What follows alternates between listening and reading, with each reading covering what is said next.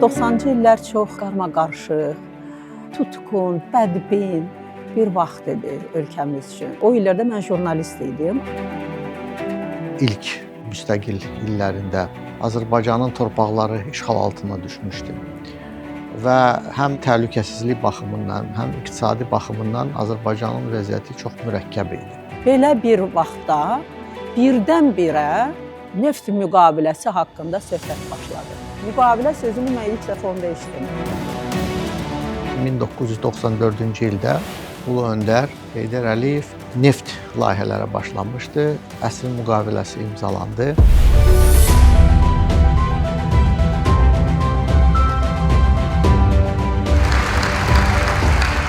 Bu müqavilə Azərbaycan üçün ideal bir müqavilədir.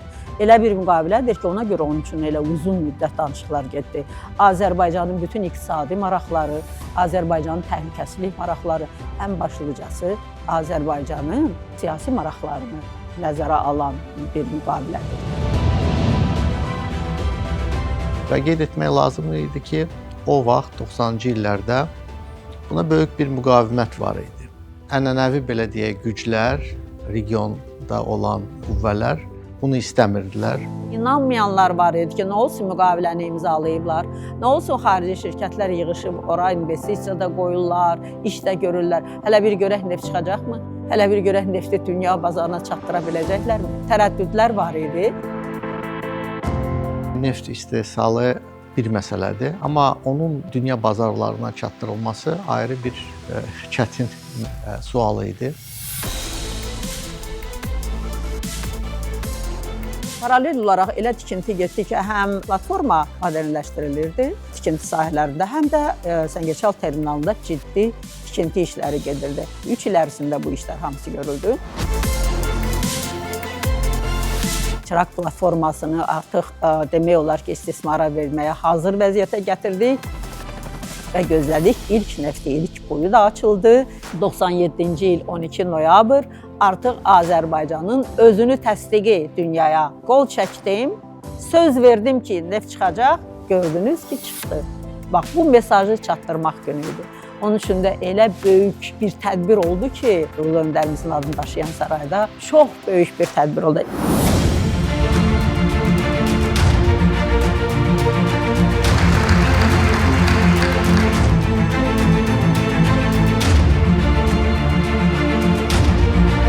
Noyabrda çıxan ilk neft bir il Bakı-Novorosisk kəməri ilə getdi. Amma subsaya isə 98-dən başladı, bir il sonra. Çünki yenidən tikdik. Böyük neft həcmləri üçün böyük ixrac gücü lazım idi. Bu iki boru kəmərinin mövcud gücü o vaxt ki, 105.000 barel gündəlik o, 105.000 barel o, bu kifayət deyildi.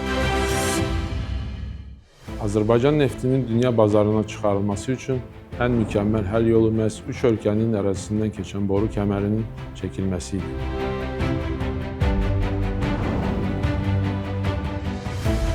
Ulu Öndərimiz müqavilənin danışıqlarını aparanlar, o cümlədən cənab Prezident İlham Əliyev də danışıqlar aparanların içərisində idi.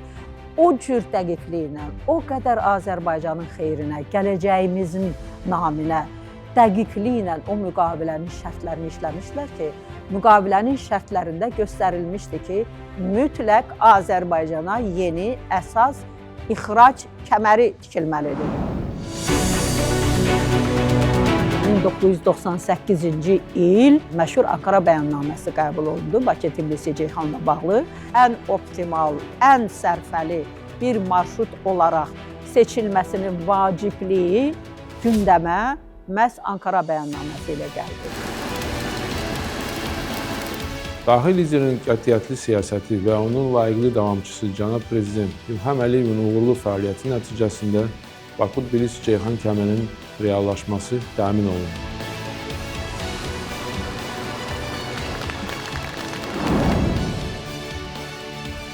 Azərbaycan bilavasitə dünya xəritəsinə təkcə neft istehsal edən ölkə yox, amma bu nefti dünya bazarlara çıxardan bir ölkə kimi qeyd olundu. 18 sentyabr 2002-ci ildə Səngəçal terminalında təntənəli şəkildə Bakı-Tbilisi-Ceyhan boru kəmərinin tikinti mərhələsinin başlandığını bildirən böyük bir tədbir, mərasim keçirildi.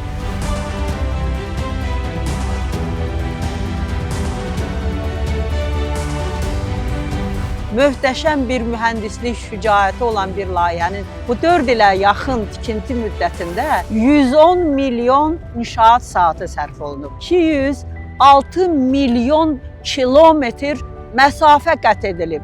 Maşınlar vasitəsilə, avadanlıq vasitəsilə buradan Ceyhana qədər 220 min boru hissəsi qaynaqlanıb. 22 min insan bu boru kəmərin tikintisində iştirak elədi. Bütün millətlər var idi orada.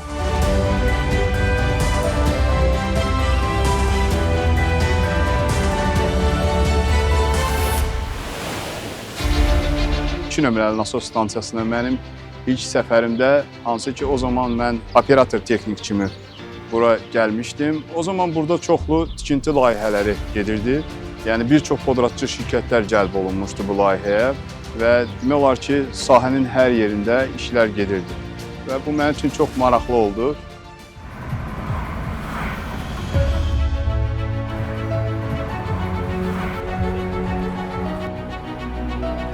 Started my career in late 90s, but came into BTC operation project side around 2003 when the project just started. Personally, how BTC changed my life is I have been grown as a more mature operation manager. It's not like being like a first supervisor from the beginning and etc. etc. It actually brings you more. First of all, it's a resilience to all these changes, and another one is people, knowing people, getting knowledge from project side, from operation side.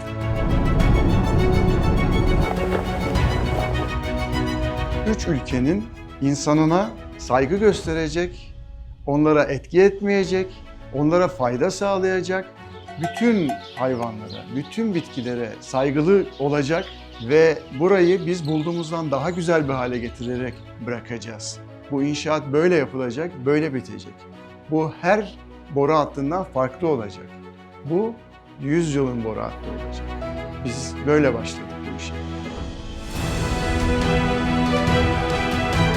25 may 2005-ci ildə Zəngəçal terminalına təntənəli şəkildə ilk neft daxil oldu Bakı-Tbilisi-Ceyhan boru kəmərinə.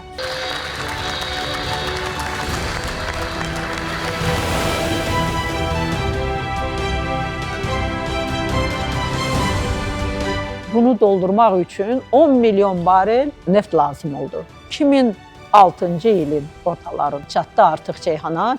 Neft kənə yığılandan sonra ilk tanker BP-nin tankeri oldu. British Hawthorne adlı tankerdir ki, iyul ayının 13-də təntənəli şəkildə yola salmaq mərasimi Ceyhan terminalında təşkil olundu.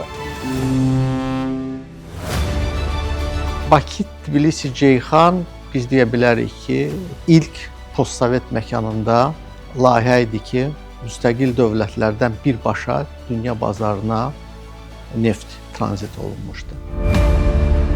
BTC-nin istismara verilməsi Azərbaycanın enerji və iqtisadi müstəqilliyində kifayətcə yeni bir mərhələnin əsasını qoydu. Bu layihə sayəsində ölkəmiz ixrac marşrutlarını şaxələndirərək enerji təhlükəsizliyini möhkəmləndirdi və qlobal bazarlara çıxış imkanları əhəmiyyətli dərəcədə genişləndirdi.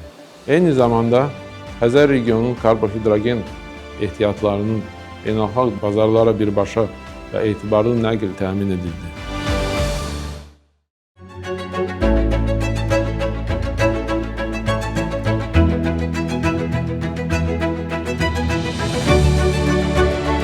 Zəngəçaldan çıxan petrol en son noktası olan Ceyhan'da 7 tane 1 milyon varillik tanklara yükleniyor ve bunlar arkamda gördüğünüz 2 iskelede 2 tane gemiye aynı anda yüklenebiliyor.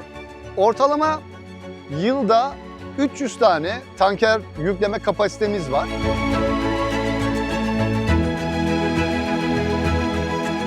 Tam əminliklə deyə bilərəm ki, biz də burada gündəlik işlər dövründə də Yəni bizim bir nömrəli əsas vəzifəmiz insanların, ətraf mühitin, avadanlıqların heç bir qəzasız, xətasız işləməsidir.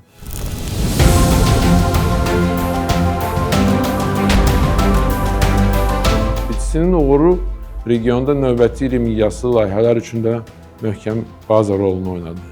Belə ki, 2007-ci ildə istismara verilən Cənub Qafqaz boru kəməri məhz BTC marşrutuna paralel şəkildə inşa edilərək regionda inteqrasiya olunmuş vahid enerji dəhlizinin formalaşmasına imkan yaratdı.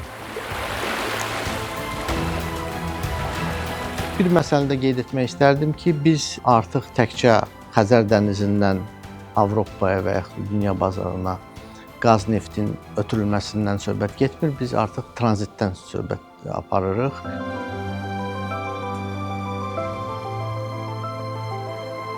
Sosial sərmayə layihələri həyata keçirmişik. Bu layihələrin bəhrələri hamısı yerli icmalara, yerli əhali. Onlar üçün tədris şəraitləri yaxşılaşdırılıb, onların səhiyyə şəraitləri yaxşılaşdırılıb, onların infrastruktur şəraitləri yaxşılaşdırılıb, məktəblər təmir olunub, yeni məktəblər tikilib.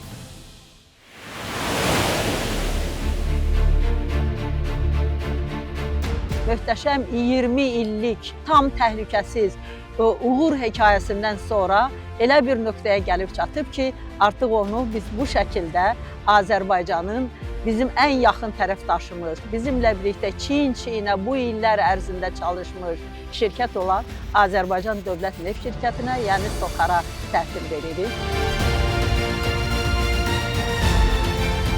Baku-Tbilisi-Ceyhan boru kəmərinin ümumi idarəçiliyin və vahid operatorluğun SOCAR-a keçməsi tarixi bir mərhələdir. Vahid operatorluq sayəsində neftin nəqli prosesində əməliyyat səmərəliliyini artırmağı, resursların idarə edilməsini daha da optimallaşdırmağı və regionun enerji təhlükəsizliyinə verdiyimiz töhfəni yeni səviyyəyə qaldırmağı hədəfləyirik.